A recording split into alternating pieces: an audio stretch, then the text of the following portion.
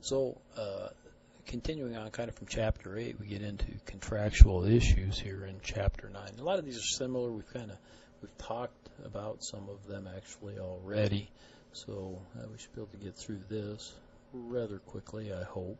So all contracts to be valid and enforceable must be in writing and signed by the parties to the agreement. I hope that you say, no, of course not. Okay. Some contracts, are required to be in writing, different subject matters and whatnot, but for the most part, in fact, day to day, most of the contracts that we engage in are not in writing. You know, the purchase of the coffee at the coffee counter, whatever. You know, they hand you the coffee and you give them $3 and away we go. Okay. Interpretation of contracts is a matter of law. In other words, we've set forth ways, methods, things that we do to interpret contracts, right? And we use ordinary meaning.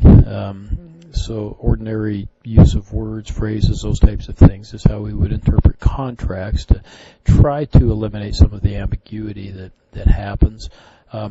In cases where those contracts involve trades or specific areas of interest or whatnot, then the trade usage or the words that we might use in those particular areas or subjects are used, and that's what we use to interpret the contract. So priority of terms, the least of these is a printed contract. Okay, the printed contract itself has the least priority if, right? So let's say that we've crossed out part of it and we've typed in some new comments and both parties initial that.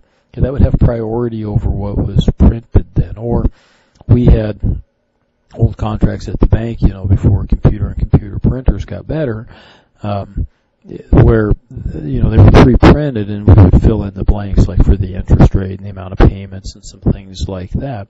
Well, the typewritten part of that would have a higher priority than the actual printed part of the contract. Okay. Ultimately, the highest priority is those things that are handwritten. We assume that they're put there for a specific reason, and generally they're interpreted to have the highest or judged to have the highest priority.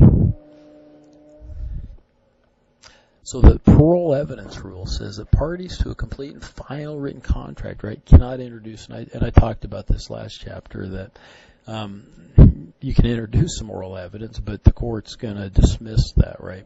We're going to accept the written contract in that case. As long as the written contract preceded, the oral contract, then we would certainly accept that.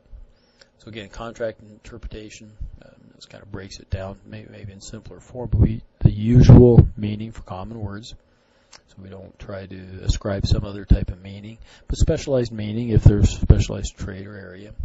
Okay.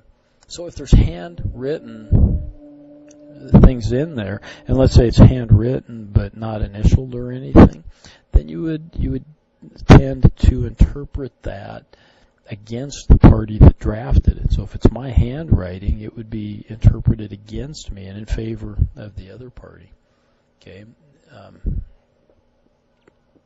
And that would be the same for really any part of the contract. Whoever drafted it, we kind of interpret it against them. So it's kind of like my dad used to say when he died. He says, "Here's how I'll set it up." He said, he didn't do it this way, by the way. He said, "What I'll do is I'll have the older brother, my older brother, be the one to divide everything up, but the younger brother gets first choice." So, kind of something that's similar, I think, to that.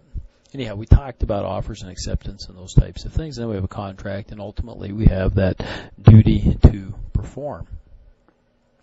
So what's the first and most important place to look to determine what parties to a contract agreed to? Oh, the words of the contract itself, whether that be in writing or oral or verbal form, right?